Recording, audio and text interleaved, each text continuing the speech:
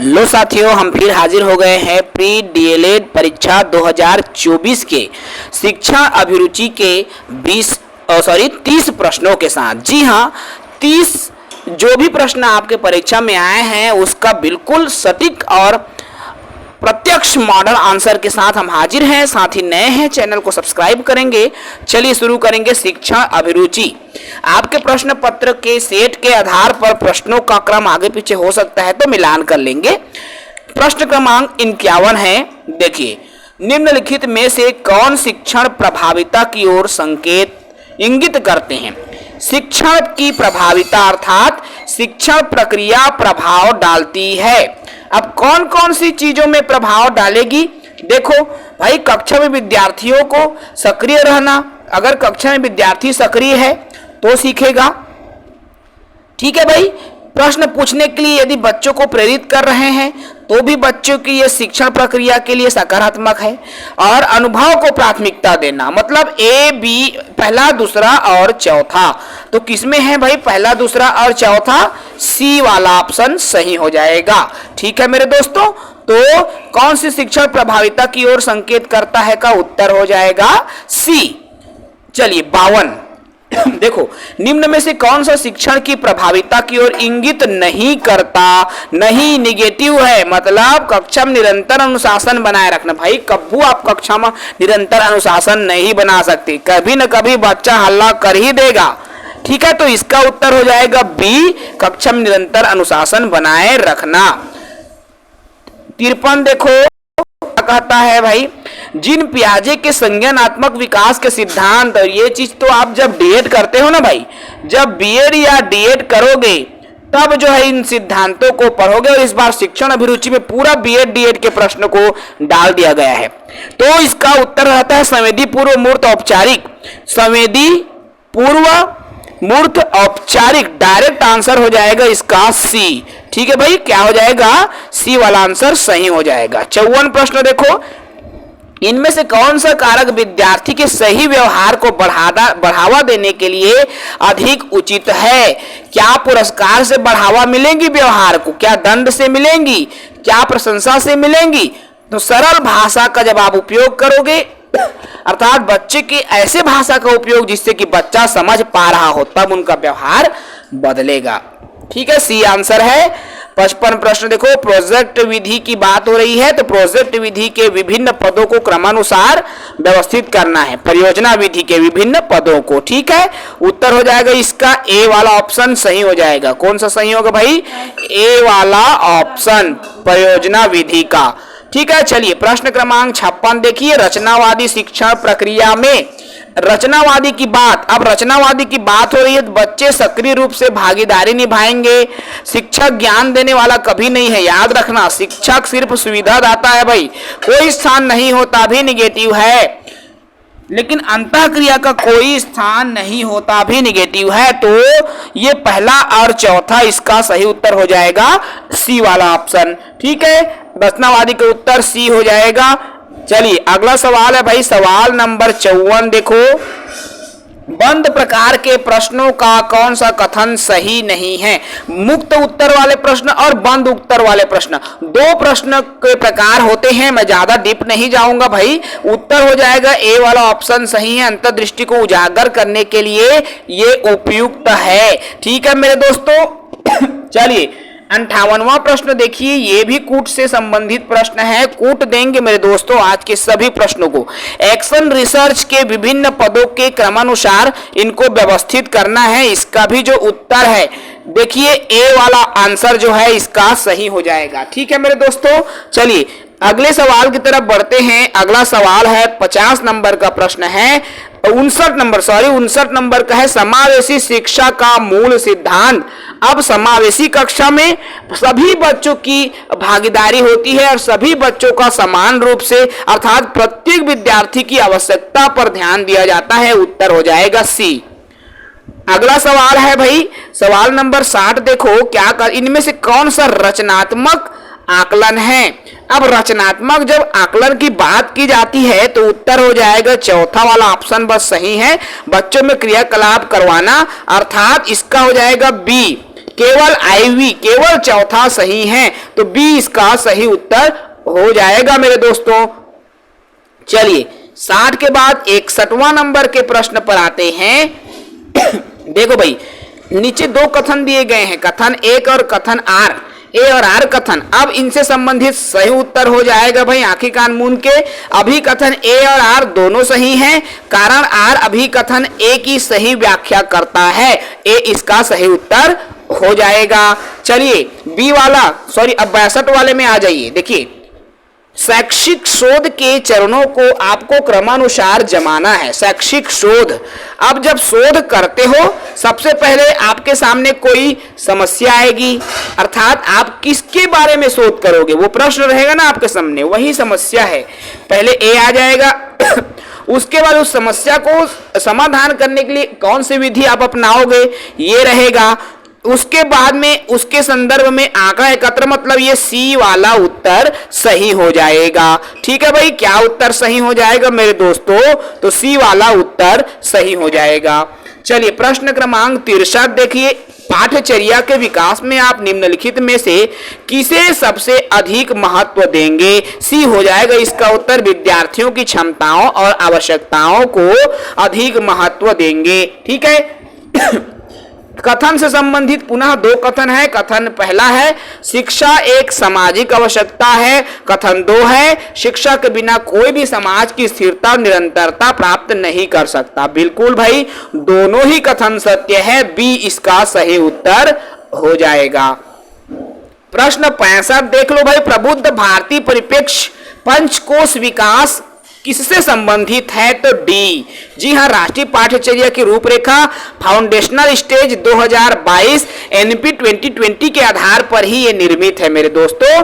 ठीक है, राष्ट्रीय पाठ्यचर्या की रूपरेखा, डी वाला ऑप्शन इसका सही उत्तर हो जाएगा।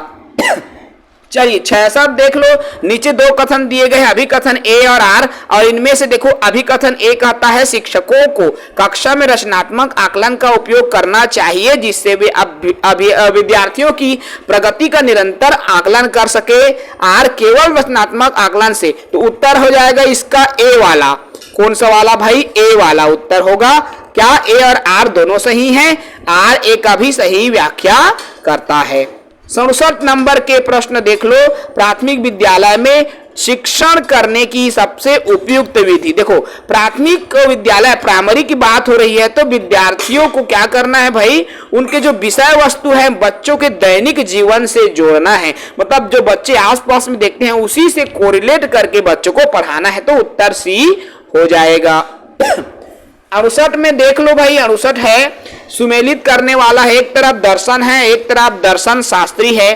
तो देखिए, आदर्शवाद के जनक रूसो हैं, प्रयोजनवाद के जनक तो सबके जैसे प्रकृतिवादी कौन है भाई? अब प्रकृतिवादी की यहाँ पर बात हो रही है, तो इसका बिल्कुल सही उत्तर हो जाएगा मेरे दोस्तों बी वाला। सॉरी देखिए, बी ऑप्शन नहीं आएगा भाई, इसका जो सही उत्तर हो जाएगा डी वाला ऑप्शन, याद रखना है मेरे दोस्तों, डी वाला ऑप्शन इसका सही उत्तर हो जाएगा। चलिए 69 देख लो, शिक्षण का सबसे महत्वपूर्ण तत्व कौन सा है? तो विद्यार्थी अर्थात शिक्षक और विद्यार्थी के बीच के संबंध ही शिक्षा का सबसे महत्वपूर्ण तत्व है। ठीक है भाई, प्रश्न 70 देखो, 70 नंबर का प्रश्न क्या कहता है? निम्न को कालक्रम के अनुसार से, तो मुदालियर कमीशन 1952 में बना, डॉक्टर राधाकृष्णन कमीशन जिसको विश्वविद्यालय अधिनियम से संबंधित भी कहते हैं, ये 1949 में बना, राम मूर्ति समीक्षा समिति 1990 में बना, कोठारी कमीशन 1964 में बना, प्रोफेसर यशपाल समिति 2009 में बना। अब देखो, मैंने सन एक तरफ लिख दिया है, सबसे पहले तो 1900 क्या है मेरे दोस्तों? सबसे पहले 1949 है, देखो तो बी आ गया है ना, सबसे पहले बी आ गया, 49 के बाद 52 है तो ए आ गया। ठीक है भाई, अब 52 के बाद में क्या है मेरे दोस्तों? 64 है, तो फिर डी आ गया। ठीक है भाई, 64 के बाद में कितना है? तो 90 है, तो सी आ गया, उसके बाद में ई आ जाएगा। तो ये जो क्रम है ए वाले में मिल गया, देख लीजिए, तो ये सही उत्तर ए हो जाएगा। ठीक है ना। चलिए प्रश्न 71 देखो, निम्न कथन अर्थात निम्नलिखित में से कौन से कथन ऑनलाइन शिक्षण पद्धति के लाभ हैं। जब ऑनलाइन आप पढ़ाओगे तो केवल 1, 2 और 3 ही कथन है, प्रश्न ये वाला नहीं होगा।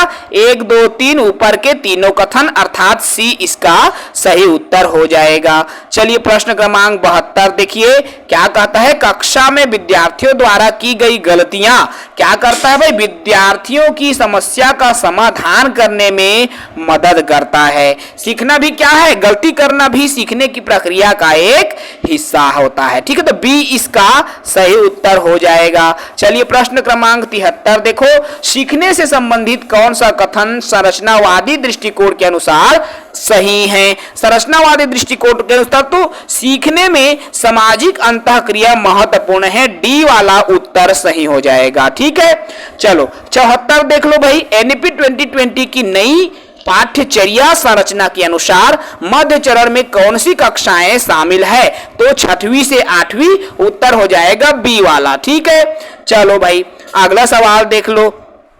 सवाल नंबर 75 है, इनमें से कौन सा कथन बच्चे के विकास के संदर्भ में सही है, तो क्या है भाई, डी यह अर्थात बच्चे के विकास क्या है, निरंतर चलने वाली एक प्रक्रिया है और सही कथन यही है, डी वाला, निरंतर चलने वाली प्रक्रिया। चलिए अगला सवाल नंबर 76 है, निम्नलिखित को सुमेलित करना है। 2 स्तंभ है, स्तंभ 1 स्तंभ 2 दिया गया है, सुमेलित करना है, एनएपी से संबंधित है और बहुत सारे दिया हुआ है, तो सीधे मैं आंसर की तरफ आऊंगा। इसका जो सटीक उत्तर हो जाएगा मेरे दोस्तों बी वाला।